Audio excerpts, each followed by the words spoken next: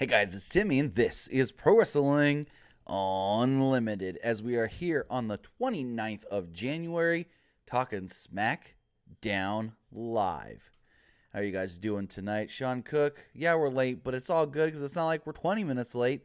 So, yeah, doesn't matter. As long as we get here, that is what matters. 2 minutes late, it's all good, bro. Anyways, so Smackdown Live did take place from Phoenix, Arizona tonight. It was the fourth night in a row that they were in Phoenix, Arizona. But before we talk Smackdown, let's see who's joining us here live. We've got Vashon Noel, Kristen McNutt, Bird Gotti, Luke Might, Danny Bryan, Beastie Boy 124, Voltage Dylan, Benjamin A., Henry McKenna, Jeff Guevara. What's going on, everybody? Again, Smackdown Live did come to us tonight from the Talking Stick Arena in Phoenix, Arizona. With that, okay, never mind, sorry. My computer was acting weird. Anyways, with that, Smackdown Live started off pretty interesting in my opinion. So Becky Lynch came out to start off the show, and I was like, okay, I kind of get why she's here because she's technically still a SmackDown superstar, if you want to say that, I guess.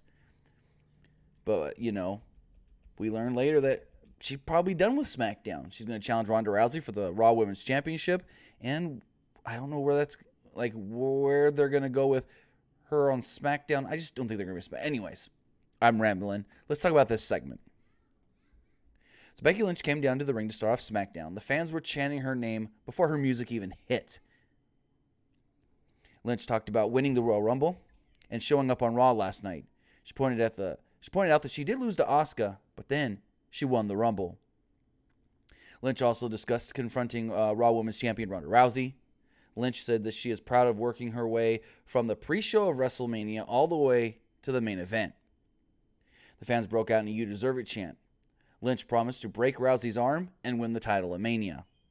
Charlotte Flair would then come out. Charlotte would come down to the ring and kind of congratulate Becky Lynch before taking credit for everything that Becky Lynch did. Flair took credit saying that Becky is modeling herself after Charlotte, that Charlotte has taught Becky the way to just take what she wants. She said Lynch learned everything from her. Lynch heard enough, though, and knocked Charlotte down. Lynch went to walk away and basically just leave the situation. But Charlotte wasn't having it, and Charlotte chased her up the ramp, and the two brawled on the ramp. Officials and referees came down to try and break it up, and they couldn't break it up. They brawled and brawled around ringside, and brawled again as the crowd was chanting, "Let them fight, let them fight, let them fight." So as far as we know, the plan right now, at least coming out of last night's Raw, was that they were still going to do the triple threat. I don't know how they get Charlotte into this match, but there's a way they can do it, but I thought they would have had to do it tonight with Charlotte saying, hey, you weren't officially in that match. You shouldn't have ever came down. I should have been the winner, this and that. So we'll see what they do, but as of last night, even this morning, the plan was still to do the triple threat match. Looking here in the chat. We don't play music on this channel. Actually, we'd get in trouble if we did that. All right, so going forward, we learned that R-Truth would be getting a U.S. title shot against Shinsuke Nakamura. So R-Truth came down to the ring, and basically, he talked about how he was screwed out of his spot in the Royal Rumble. He said Nia Jax came down and attacked him, and the McMahons are going to make good on that. He said the reason he's getting a United States Championship match tonight is because the McMahons know that he was screwed. So to make up for that, they gave him a title shot. So this match basically went almost 99% through the commercial. When they came back from commercial, all of a sudden, it looked like Nakamura was going for like a GTS or something. They said the name of it, but I can't remember. Looked like a GTS, and as Nakamura was throwing Truth off of his shoulders, Truth rolled him up 1, 2, 3, new United States champion. Now, they did this very well to where Nakamura kicked out almost where it looked like he kicked out early. But he didn't because they didn't dispute it. So, R-Truth, new champion. Nakamura tried to do a little bit dispute it, but the ref said, no, my decision stands, we're going with it. So then Rusev would come out. Rusev would come down and say that he wanted to take the title initially from Nakamura because Nakamura didn't deserve to be the United States champion. He would then go on to say, and if Nakamura didn't deserve to be the champion, there's no way R-Truth deserves to be the champion. He and Lana would get in the ring, and they'd start jabber-jawing with both Carmella and R-Truth. Rusev tried to get R-Truth to give him a championship match. Some of the crowd chanted yes, some of the crowd chanted no. Finally, Lana was yelling at Carmella, calling her a gold digger, and I think she said a hoe at one point too. I don't remember. I think is what she said. But she called her a gold digger and said that she's only using Truth and this and that. And then finally, Carmella knocked down Lana. This would anger Rusev, and Rusev would knock down Truth. Truth then said, fine, you want the match? You got the match. And the match basically, just like the first one, went 99% through the commercial. When they came back, Truth basically just pinned him. Caught him, pinned him, retained the championship. After the match, Nakamura came from out of nowhere, and him and Rusev teamed up together to attack the new United States champion. That was about it. In the back, Kayla Braxton caught up with Becky Lynch as she was leaving the arena. She asked Becky where she was going and why she refused medical help. Becky said that she didn't need to be here and she didn't need to be put on the shelf, and left the arena. Basically, she said that she didn't want doctors to check her out because she didn't want doctors to say that she's hurt and can't be cleared to wrestle. In the back, we see medical staff checking on R-Truth. He said, I'm good. I'm the U.S. champion. I'm feeling good. But he was still going, ooh, that hurts. So next up, Rey Mysterio comes out before his opponent, who I believe was supposed to be Samoa Joe, was to come out. Zelina Vega would come out instead. Zelina Vega stated that, I know, Rey, you were the one that asked for me to be banned from ringside last week. She said, am I just that attractive? Do you want me just that much that I distract you in your matches? And as she's saying this, Andrade would jump and attack Rey Mysterio from behind. He would go on to mock Rey Mysterio, hitting Eddie Guerrero's Three Amigos. Mysterio would finally counter, though, get a comeback off of the third suplex, and hit a 619 on Andrade, but Andrade fought back. Andrade then would hit the hammerlock DDT on Rey Mysterio. So going forward in the locker room, Carl Anderson and Luke Gallows approached Rusev. They said that they didn't like how he and Nakamura attacked Truth earlier. Anderson and Gallows challenged Rusev and Nakamura to a match. Nakamura would accept for the two, and then Rusev said, fine, I'll team with you one time, just one time. You better not screw me. So next up, the new SmackDown Live Tag Team Champions, the Miz and Shane McMahon, came out to celebrate their newly won championships. McMahon noted that he achieved a childhood dream by becoming a tag team champion. McMahon has something special, he said, planned for The Miz. He said to show his appreciation, he had a special video put together with highlights of The Miz and him and how they became a team. McMahon noted that he was hesitant to team with The Miz at first, but that changed when The Miz told him the story about wanting to make his father proud. McMahon then said, I've got one more surprise for you, one more thing that's really going to change your life. And he brought out George Mizanin, the father of The Miz. He was wearing that special Miz and the Mac shirt, baseball tee, whatever you want to call it, baseball jersey from the Royal Rumble that Miz was wearing. He came down and finally admitted that The Miz becoming tag team champions with Shane has finally made him proud of his son. So let me say something real fast. You mean to say that you were not proud of your son when he was the WWE champion, when he was in the main event of WrestleMania, when he, yes, got help from The Rock, pinned John Cena to successfully defend that championship in the main event of WrestleMania? Jesus, this man. No wonder the Miz is always trying to act like he's better than everybody else, because he's got to feel like he can't be better than he thinks he is. And his papa's messed up his whole head. So backstage, Kayla Braxton interviewed Mandy Rose and Sonya Deville. Before that, though, I digress. Shane did state that we need to find number one contenders for the Smackdown Live Tag Team Championships of the Elimination Chamber, and tonight we will do that in a Fatal 4-Way elimination match. Before that match started, Kayla Braxton interviewed Mandy Rose and Sonya Deville. They announced their intentions to win the WWE Women's Tag Team Championships and just entered themselves into the match, into the Elimination Chamber. Like, here's my thing.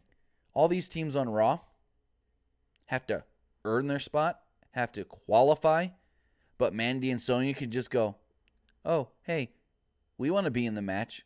Now we're in the match. Really? They don't have to qualify or earn it or anything, yet Nia and Tamina defeated Alexa and Mickey. The Riot Squad defeated Natty and Dana Brooke, and next week, most likely, Sasha and Bayley will defeat Nikki Cross and Alicia Fox. Like, they got to qualify.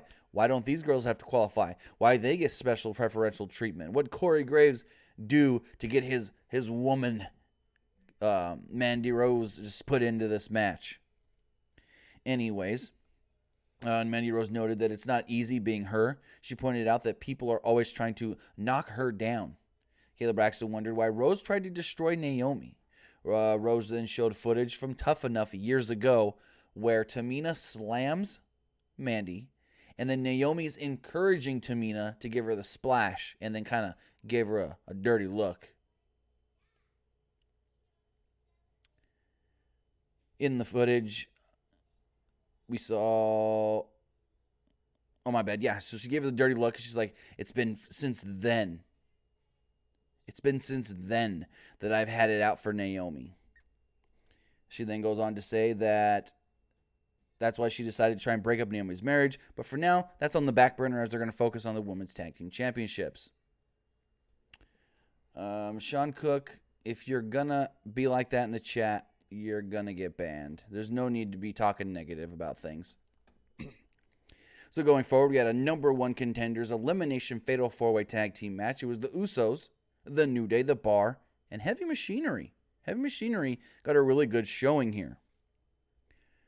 So Otis Dozovich and Kofi Kingston started off the match. Big E and Otis went face-to-face, but Big E couldn't apply the abdominal stretch on the big boy Otis.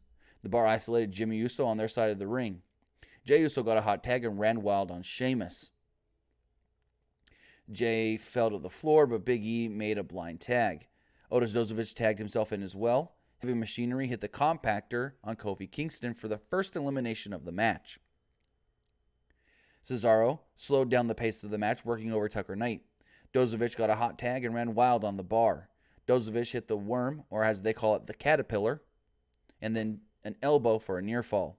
Cesaro nailed Tucker Knight, and Sheamus hit a bro kick for the next elimination, leaving the final two teams in the match to be the Bar and the Usos.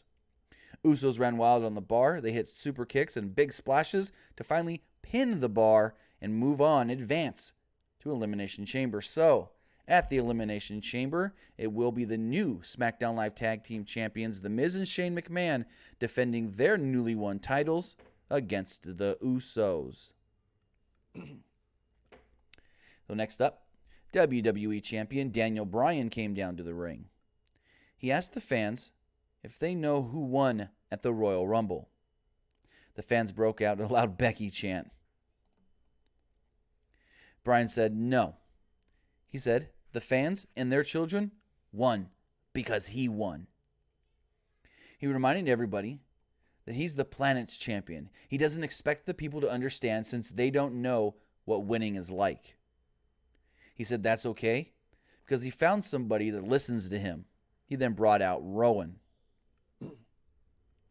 Bryan noted that Rowan enjoys reading and is Bryan's intellectual peer.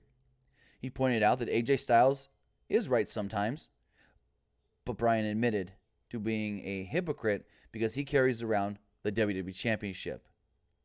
Bryan said that this championship is on the strap made from the skin of a cow.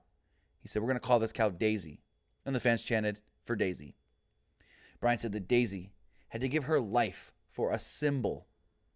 Rowan then brought a garbage can into the ring, and Bryan threw the belt in the trash. Rowan, who was holding a black bag, then pulled it off of his shoulder. Fans started chanting, "Goodbye, Daisy." Rowan would then present Daniel Bryan with a new WWE Championship, a more organic WWE Championship.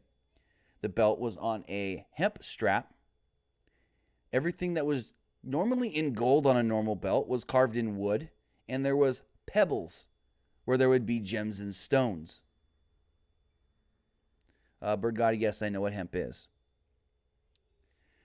So we go to commercial. Well, actually, first off, AJ Styles would come down, interrupt. Styles asked Bryan if he smoked that championship belt, and then Randy Orton would come out. After a commercial break, more people would come out. Jeff Hardy, Samoa Joe, and Mustafa Ali.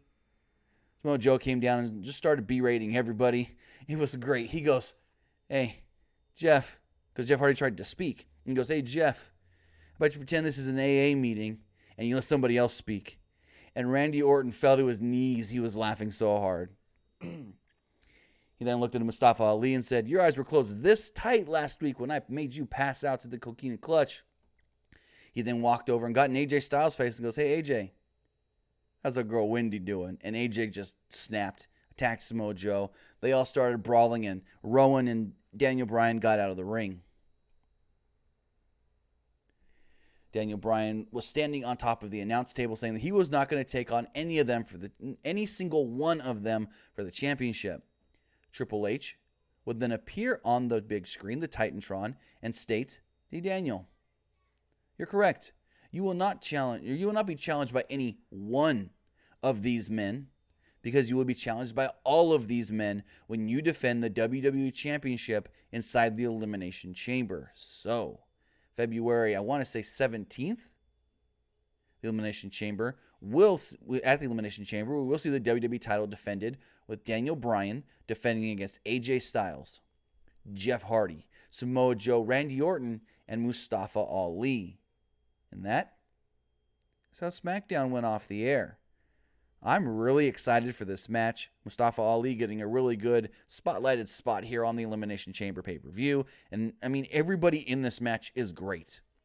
There's nobody that I feel that's in this match. A lot of times, you go into Elimination Chamber matches, and you know there's that one guy that it's like, well, they need somebody that can be pinned first. So, yeah, you're not good, but you're probably going to be the first one pinned. Now, that might be Mustafa Ali, that might be Randy Orton, that might be Joe, that might be Jeff Hardy. We don't know in this case, because everybody that is in this match, everybody that is in this WWE Championship match inside the Elimination Chamber, they're all good. They're all possibly great. So I am very, very excited for this match. And before we do take some calls, I got to tell you, we got a Patreon.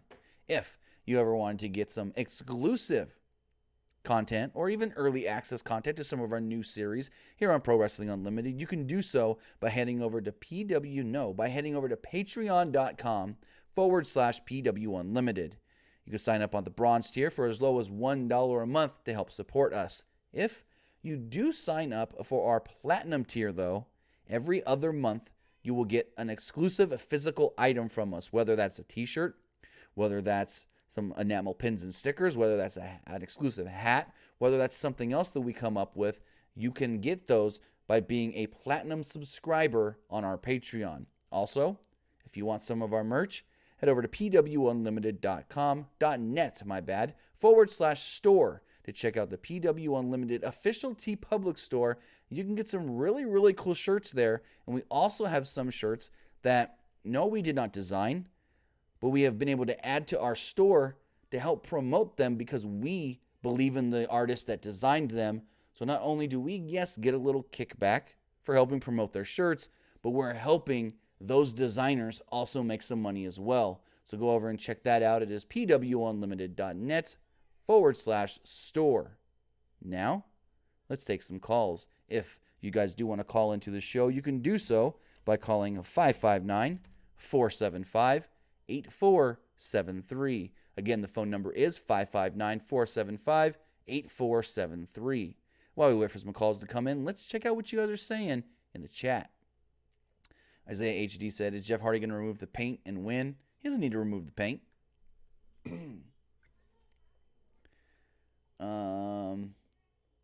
Pizza King says, why did they give Rowan his old theme song back?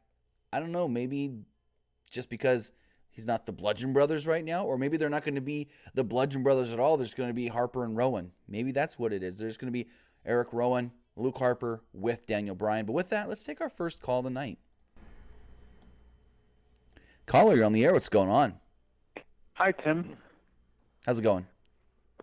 I have a question. Sure. Do you believe this whole Dean Ambrose thing Yes. is a work? No, or it's real. Do you think it's actual? It's real? WWE would not have commented on this if it wasn't real. No, because sometimes the reason why I ask that is because sometimes they say a wrestler's leaving and stuff like that, and it's just a work or a now if it was hear me out here. If this was a work, it would have came out on TV before it came out from backstage. Like it wouldn't have come out through PW Torch if it was a work. If it was real, or if it was a work, my bad, they would have said something last night on Raw. He would have made some announcement that I want to leave. Also, why, if it's a work, would they say he's leaving, but he's here till April. He's going to work the rest of his contract. If it was a work, they would say that he's leaving now. Wait, I have a question. I read somewhere that said he was he had 3 months until after his contract doesn't end until after WrestleMania, like 3 months after WrestleMania. No, his contract ends at the end of April. WrestleMania is April 8th. So maybe you read 3 weeks after WrestleMania. Okay. And I think with him specifically, I don't think if he leaves WWE, I don't think he's going to go to AEW realistically.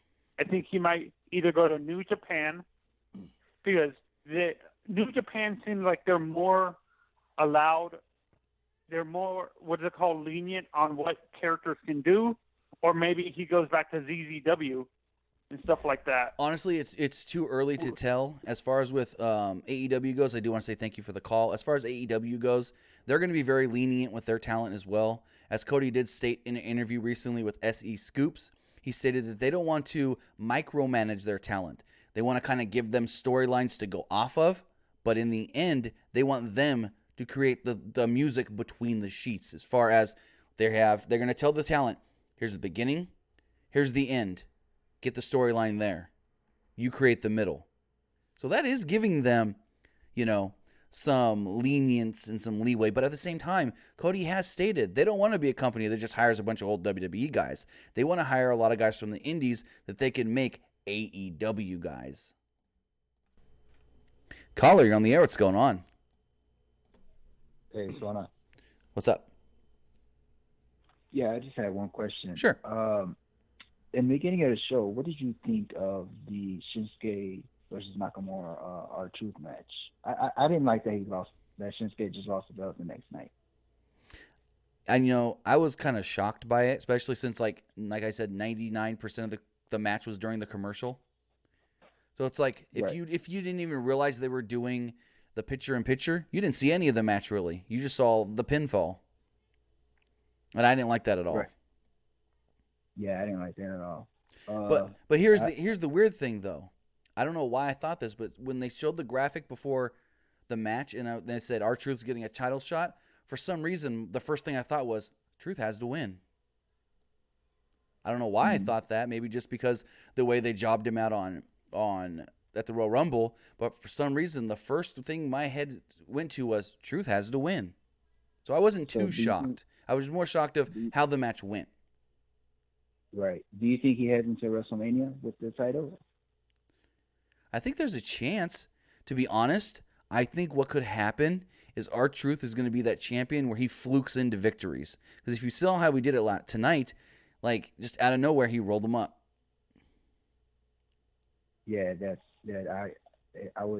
came unexpectedly, but My last question is, what do you think of the new WWE Championship? I like it. It's different.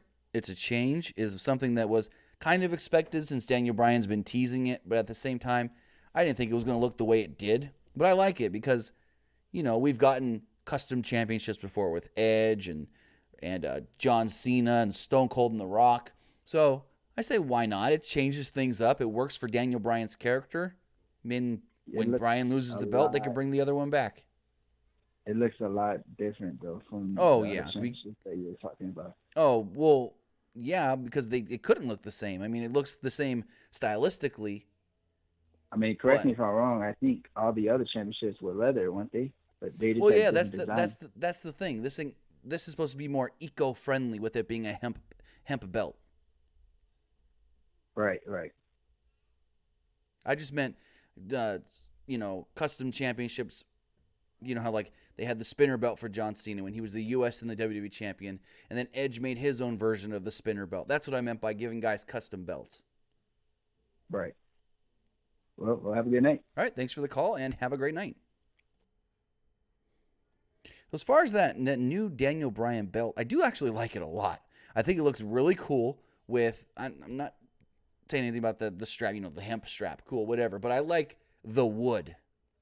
I like everything that would have been the gold on the old belt is now wood. I think it looks very cool, and with the pebbles and all that, the little stones instead of the jewels and the diamonds, I like it a lot. I actually, keep it around even after Bryan loses the belt. Why not?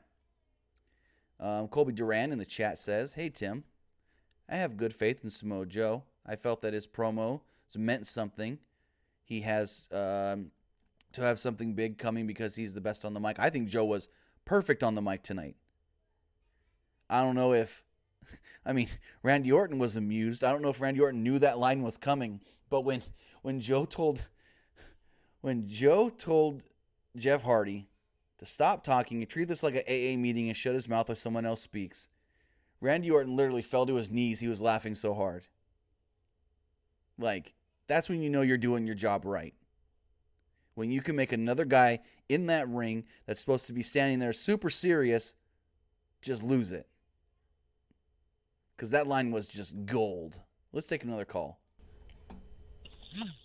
Caller, you're on the air. What's going on? Hey man, what's good, yo? How's it going? First off, I like to give my thoughts on my questions, and then you answer them, and after I'm done. First off, I don't believe this. First off, this whole Mandy Rose, who's Naomi thing, is stupid, and the reason she's doing it is just dumb. I mean, how could it be that? How could you not let go of something that happened how long? How many years was 2015 ago? 4. How are you gonna let something happen 4.5 years ago? Oh, in this era, I mean, it's stupid. Second of all, if they're gonna add Charlotte into the main event of Mania, then what was the point of Becky winning the fucking Rumble? Sorry about the language. I personally think Charlotte should stay on Smackdown and prove that she's the man just as good as Becky. She proved that she's third of all, I personally think Mustafa Ali or Jeff Hardy or Randy Orton could win the Chamber. So what do you think of all three of them? I think AJ's going to keep, or not AJ, Daniel's going to keep that belt. There's no way they debut that new title for him just to lose the belt 2 weeks later. I personally throw that belt into my fire pit. I like it. I mean, everyone's to each their own, but I actually like the belt. I think it looks cool, unique, and different. Plus, I personally think Mustafa Ali is gonna win and pretty much for the next few weeks. Personally, I feel somebody who proves that they still have a title run left in them until win it, because I think all of them could challenge put mind games on Daniel, saying that if it wasn't for the fans and you won't have the ending of WrestleMania 30 or of WrestleMania 30 where he won the WWE title, or and if it was for the Yes movement, and you won't be in this ring today, hey, or if you're so worked up on the world, on all the stuff that's happening in the world, just retire and just retire. And personally, I think from Joe, he's gonna do a promo where it involves Birdie, the Joanne, and or Bree, because that's what like the old Daniel Bryan would do. And he's like, the real Daniel Bryan would stick up for his family and punch me in the face, but this Daniel Bryan's a coward. So yeah, that's what I personally think. I mean, it's interesting. I want to say thank you for the call and have a great night. Yeah, see you tomorrow. I mean, it's interesting that you can think that way. Maybe they, do a thing where he brings up Daniel Bryan's daughter, but I don't know if they would go that far. I mean, I know Bryan allowed Ellsworth to do it because him and Ellsworth are close. They're friends. I mean, they always crack jokes and stuff on Talking Smack. He called him the Hog for a reason. I mean, they're buds. But so that's why he was cool with it then. But anyways, as far as winning that, bringing out that new belt and who can win at the Elimination Chamber, it's got to be Daniel Bryan retaining. There's no way they have this new belt and 2 weeks later he loses the title. He loses the Elimination Chamber, and then what? It was all for nothing. They created this belt, which it's not like it's one of the big, more expensive belts. I mean, it still probably costs a pretty penny, but I think Daniel Bryan keeps that title at the Elimination Chamber. With that, let's take another call. Caller, you're on the air. What's going on? Hey, man, how are you? Pretty good. Yourself? I'm good. I just had a couple questions. One regarding the Miz and Shane McMahon, the little program that they got going on right now. Okay. So I was wondering just where do you think this leaves big picture for them? I mean, when we look at Shane McMahon, looking at somebody that, it's a big name and a big draw for the company, somebody that's always going to be there, when you need a big spot. But more specifically, the Miz, it looks like they're setting up for a match at WrestleMania, maybe a tag team match versus the Bar. Who knows? Maybe they lose at Elimination Chamber and Miz gets put into the Andre the Giant Memorial Battle Royal. But I'm just wondering, where do you see the Miz going big picture? And do you ever think there's going to be a prominent role for him like there was, years ago back when he was the champ? I mean, I've always been saying for years that the Miz should be up near the top. Miz is one of the better talkers. Yeah, he's not one of the best in the ring, but he's not bad. He can get the job done. Honestly, the Shane McMahon thing, I think in the end, it's just going to be the Miz turning on Shane. It's going to be, Miz is going to come out in the end and say, Shane, I duped you. You stole my spotlight in the World Cup tournament, so I made it seem like I wanted to be your friend, when in the end, I really wanted to beat you down. And then maybe they are the match at WrestleMania, Shane McMahon versus The Miz. After that, do you ever think do you picture a scenario where you could see Miz being possibly a WWE champion again or a Universal champion, Could you ever see him doing that again? There's a chance. I wouldn't put it against them to do it, but I don't know. They've kind of stifled him in that, top mid-card spot where it's like, I don't know if he can ever go higher than the U.S. and IC title. I wish he can. I've always been a Miz fan. But me too. I don't know if they, you can never say never, but I don't know if they would go that far with him again. Me too. I really hope they do. But anyway, my second question being, we're looking at Andrade Cien Almas now, or Andrade, as WWE likes to call him now. But, we're looking at him. We're seeing the matches with Rey Mysterio. He's main eventing SmackDown a couple weeks ago. And I'm hearing, I want to know if there's any validity to this. I'm seeing in 2019, especially with the Fox move, that they're looking to push a bigger Latino role, and him being one of them. Yes. Him being that big name, obviously. Is there any truth to that? And if there is, do you think that's a good idea? Me personally, I know I do, because, he's obviously a great in-ring talent. And, the language barrier, that is something that could be a challenge, but as long as Zelina Vega's tagged next to him, it really should be like the sky's the limit for this kid, it seems to me. Right. I mean, I know ever since basically, so they had Eddie as their big Latino star, then he passed away and they shifted Rey into that spot. They pushed Rey Mysterio for a couple years, quite a few years really, until Rey finally left the company. And they knew before Rey was leaving that he wanted to leave, so that's when they tried to transition Alberto Del Rio into that spot. They wanted him to be the next big Latino star for the company. Rey Mysterio left, Del Rio took that spot. Then when Del Rio left, there wasn't really anybody to take that spot. They tried putting Kalisto in that spot, and it really didn't work out. So now they feel like they do have somebody in Andrade that can take that spot and be that big Latino star. And because of that, I am hearing that they may want to turn him babyface. Wow, that would be incredible. I know they really want a star like that to emerge. And like you said, they tried to do that with Del Rio, but obviously there were multitude of problems that came with that guy. So if Andrade is the man that could do it, I think that'd be great. Because like I said, I don't know what you think about him personally, but in the talent, man, in the ring, I think he's great. He's a special talent they got. Yeah. All right, though. That's all I wanted. Thank you so much. All right, thanks for the call and have a great night. You too. All right. If anybody else does want to call in, give their thoughts on tonight's SmackDown or even anything else, Raw yesterday, Royal Rumble, you can do so by calling 559-475-8473, 559-475-8473. Kristen McNutt in the chat says, Tim, when will they announce the Hall of Fame? I don't know. Usually they do it either the week before or the week after the Royal Rumble, and we got nothing this week. So hopefully next week when we finally learn, and usually the first name is the headliner. The only name that I've heard rumored for this year is Bam Bam Bigelow, and I don't think he would be the headliner. I think he would be more like the second or third down, like when Big Boss Man went in. So I don't know who would be, the headliner this year. IT's Rezzy says Seth winning the Mania. I think so. All things point to that. Vashon Noel says, AJ, I see it, but want Jeff to win. Isaiah HD says, hey, Tim, do you think Hardy needs to be in the chamber? Well, if you're looking at the top 6 guys on SmackDown as far as who are they pushing as their top, then yeah, you either put Jeff Hardy or Rey Mysterio in that spot, and if they're still going to keep going with Rey and Andrade, then you can't put Rey in that spot, so of course you put Jeff Hardy. Who else are you going to put in that spot? Shelton Benjamin? There's no one really left for that spot. Rusev's relegated to the U.S. title picture, it looks like. Maybe.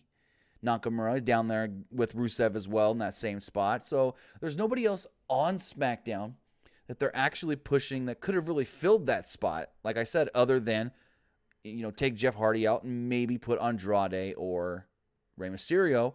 But it looks like they may do Andrade Rey again, maybe at Elimination Chamber in 2 weeks. So you got to go with Jeff Hardy because he's your, if you rank the top guys on SmackDown, it's Daniel Bryan's at the top as the champion. You have AJ under him. Right under that, you've got Samoa Joe. You got Randy Orton. You've got Mustafa Ali. And then I would put Rey Mysterio above Jeff Hardy, but like I said, I don't want to beat a dead horse here saying the same thing over and over. You can't use Rey because you got him locked up in something else, so boom, you got Jeff Hardy there. Because I think Rey, Mustafa, Joe, they're on the same little level. Orton, AJ, right there under Daniel Bryan. And then you've got Andrade, Jeff. But with that, let's take another call. Caller, you're on the air. What's going on? Hey, Tim. I don't know if you remember me from yesterday, but I asked about the Elimination Chamber match, and we finally got the other chamber match, and I wanted to see how you feel about it. Oh, like I've said earlier, I think this is going to be one hell of a match because it's 6 guys that I feel are all better than good, if not all great. I'm expecting Daniel Bryan to retain the title, but yes. Who do you think will face him at WrestleMania since we already seen him? That's a tough one. I think, it's hard to say right now because you've got the Elimination Chamber, but between Elimination Chamber and WrestleMania, you also still have Fastlane. So you have to have a challenger at Fastlane, and then you have to have a challenger at WrestleMania. So I don't know who it can be. I think if you want to do just a really good match, do Samoa Joe. It's something different. We haven't seen Joe versus Daniel Bryan since Daniel Bryan's come back. But heel versus heel? It can work. I mean, it's happened before. Why not? True. Another thing, what do you think they do at Almas and Rey Mysterio at Elimination Chamber? Since they already did 2 out of 3 falls, do you think it'll be an Iron Man match? I didn't think about that. Maybe. I've been saying that this match should lead to a mask versus hair match at WrestleMania, this feud. I don't know if they're going to drag it out that long, But that would be a pretty cool thing to do because it'd be different. WWE, I don't know if WWE's ever done a mask match. Well, no, they haven't. I digress. With Rey and CM Punk, they did mask versus hair. My bad. So they haven't done anything like this since then. I think they should put the United States title on Almas and then do the feud from there, and it'll be more important. I don't really like R-Truth with the title. Maybe it can be interesting, but I think it should go to Almas. Yeah, Almas would be a good champion, but I think for what they may have in store for Truth would be kind of fun and cool if they do the thing like they did tonight, where in both matches he kind of fluked into the victory, just kind of out of nowhere kind of victory. So if they keep that up with him, maybe it'd be something that's fun. All right, thank you for taking my call. All right, thanks for the call and have a great night. All right. Psycho Dad Jesse in the chat says Maria deserves better. Yeah, I don't know. Like, yes and no, because we don't know what's really going on. There's so many conflicting stories. Some are saying that they both asked for their release. Some are saying that only Mike asked for their release. Some are saying it's weird. That's just a very weird story. Thanos Troll says WWE tweets out about Dean. It's a work. No, it's not a work. From everything that I've gathered, it is not a work. If it was a work, we would have knew about it last night on Raw before the news leaked out. This is not something that was, hey, someone figured out a storyline. No, someone figured out something that's really going to happen, that's really going down. It's not a work, not a work. Dean is leaving in April. Unless something happens, right now, he's under the mindset that he's leaving in April. And according to Wade Keller, PW Torch, they could write him off of TV before Mania, and he doesn't even get a Mania match. So we'll see. Henry McKenna says, what happened to JoJo? I have no clue. All I've been told is she's okay. As far as where she's been and why she hasn't been on Raw, I don't know. All I heard was she's okay. Isaiah says, Tim, do you think Rey and Andrade will be added to the chamber? How? You only got 4 pods. You want 4 people to start the match? No, that's too many. 6 men in the chamber is more than enough. It's perfect number. Roberto Gonzalez says it's not a work. They're trying to kill the reaction when he showed up on AEW. We don't know if he's going to AEW. Here's the thing with Ambrose. We don't know if he's going to AEW. AEW may not even be interested. Cody said it before. We don't want just a bunch of former WWE guys, even though he's a former WWE guy. But he said, we don't want a bunch of former WWE guys. We want to give guys that have never been given a platform before to have a platform and to grow on a national level. Bird Guy says, do you think Vince will make Dean stay to make up for his time from injury? No. And the reason I don't think that is because they've already announced themselves. They've already commented saying that Ambrose is leaving in April. They would not comment and say that Ambrose is leaving in April if they were planning on adding time to his contract. So no, I do not believe that they will be adding any time whatsoever to his contract. Let's take a few more calls before we do wrap it up for the night. Caller, you're on the air. What's going on? Yes, I just want to know, what do you think about Seth Rollins and his choice for the WrestleMania? I think it's perfect. He can go in there, and they can bring up the Roman Reigns stuff, saying that Roman Reigns tried to challenge twice at WrestleMania against Brock Lesnar, and Roman Reigns couldn't get it done. So why does Seth Rollins feel he can get it done? Seth can then go in there and say, hey, yeah, it wasn't in an actual match I cashed in, but I still took that title at WrestleMania from you, Brock Lesnar. So I think there's a built-in backlogged storyline here that you can go with. Whenever Fox got Smackdown to go on at the end of this year, they said they wanted Seth Rollins, and I don't know how they will get him if he gets the Universal Championship. Who said they wanted Seth Rollins? Whenever they was doing the contract, it was on a something I was reading. I think it was on a website. The only person that Fox really mentioned specifically was Ronda Rousey. Other than that, they really didn't mention anything. the story goes is Triple H and his people walked into the meeting with Fox, and they had a big TV screen with a picture of Ronda Rousey from WrestleMania with the Fox logo. Other than that, there was no other things of, oh, well, you're going to come to Fox. We want this person on our show. We want that person on our show. The only person that they kind of referenced that they wanted on SmackDown would be Ronda Rousey. I thought they said something about Seth Rollins, I read. I mean, if you read that, it was just somebody trying to write things. Maybe you read an opinion piece where maybe the person was writing people they felt should go to SmackDown to help when they moved to Fox. But as far as Fox asking for anybody, technically they didn't ask for anybody. They just kind of mentioned that they would like to have Ronda on SmackDown on Fox. Well, somebody made a boo-boo. Yep. Sounds like it. Well, but what do you think about that? Who you think will be the best champion on SmackDown to boost the ratings? I mean, that's a tough one. AJ Styles did really good last year as the champion, but Daniel Bryan's also doing pretty good as the champion. I mean, the ratings are staying steady, but they need to go up from where they are now on Fox.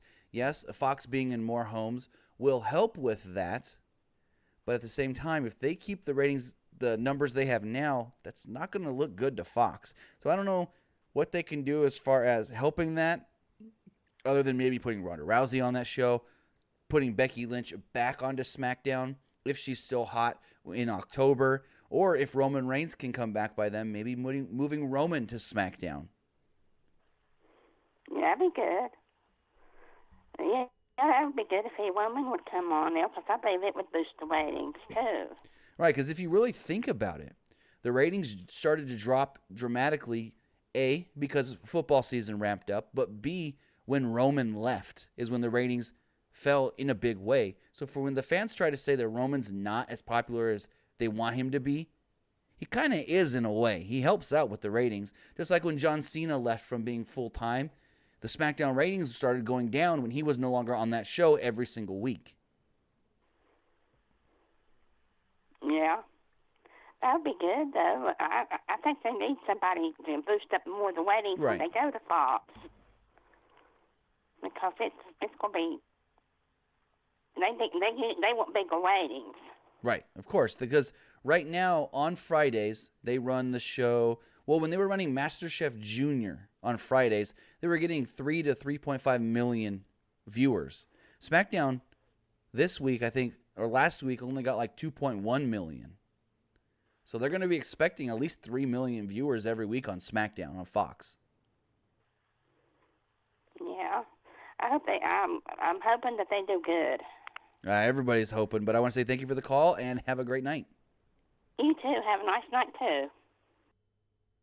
I mean, they're going to have to do some things to help boost those ratings on SmackDown, whether that's move some guys over from Raw, bring up some big guys from NXT, maybe, I don't know, because there's nobody in NXT that I could think of that could be a big ratings draw. There's nobody that I feel you could bring up from there right now and be like, that person is going to be big on the main roster. That person, other than maybe if you bring up both Gargano and Ciampa. Those guys could do some really great things on the main roster that could really get fans interested in SmackDown. But here's the thing. Let's take our views here on Pro Wrestling Unlimited's YouTube channel, the Pro Wrestling Unlimited YouTube channel. When we post a video, say we post our Raw review and our Raw previews, no matter if SmackDown was better or we knew more going into SmackDown that week, our Raw preview and our Raw review 90% of the time does better than the SmackDown review, SmackDown preview. Any matches that specifically, or any videos we do specifically for Raw and specifically for SmackDown, 90% of the time, the videos for Raw do better than the videos for SmackDown. I don't know what it is, but WWE just doesn't have the interest that they really need in the SmackDown brand. I don't know what really they can do to amp that up other than maybe moving some people from Raw over to SmackDown. But the other thing could be, the fans know that they're always going to put more emphasis on Raw because Raw's the quote-unquote A show. Now, when they move to Fox in the fall, they're going to have to put Fox as the A show because that's the show where they can gain new viewers. That's the show where anybody can watch. You don't have to have cable. You don't have to bootleg USA Network. You can literally have a coat hanger antenna on your TV and get Fox. So, well, depending on where you live. So, I mean, Fox is going to have to, or WWE's really have to step it up when they come to Fox. But let's take one final call. Caller, you're on the air. What's going on? Hi, I got a question for you. Okay. Okay. I'm a little nervous. Not a problem. But this question is a really huge one. A lot of wrestlers are leaving WWE, and I have like a bit of a fear thinking that WWE might soon lose business, and because of a lot of wrestlers are leaving, and people are starting not to think of WWE as what it was back in WWE days. Do you think WWE might lose a lot of business because of all these wrestlers leaving to go to maybe AEW or Japan? Are you asking if they're going to go out of business? Yeah. No. WWE has got so much money, they don't even know what to do with it all. They've got more money than they can spend right now. There is no absolute way, no matter if they were to lose Seth Rollins, Dean Ambrose, Roman Reigns, John Cena permanently, AJ Styles, Daniel Bryan, they can lose all of them, and they'll still have more money than they know what to do with. They're not going out of business anytime soon at all. And also, my second question is, I really do like the new belt because it makes, and also, this is another question. Do you think Daniel Bryan is a new Bludgeon Brother with Luke Harper and Eric Rowan, or do you think they're just going to be a brand new tag team with and Bray Wyatt will join Matt Hardy? Well, with that, I want to say thank you for the call. I don't know exactly where this is going to lead to. It's not going to be like Daniel Bryan's now a Bludgeon Brother.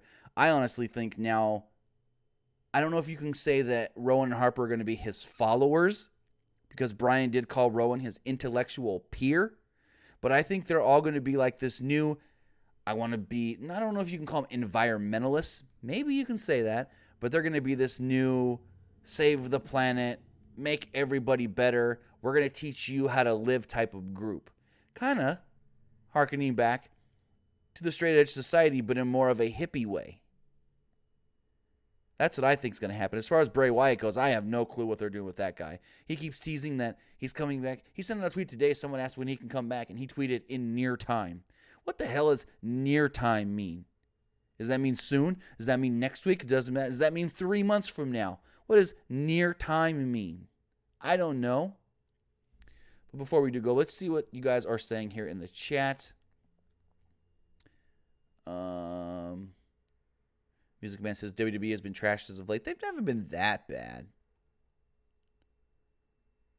Colby Duran, I don't see your other comment. He says, read my last comment. I don't see it, unfortunately. Wait, is this it? How would you fix 205 Live? I think they need to add new stars like Breezango and Chad Gable. Here's the thing.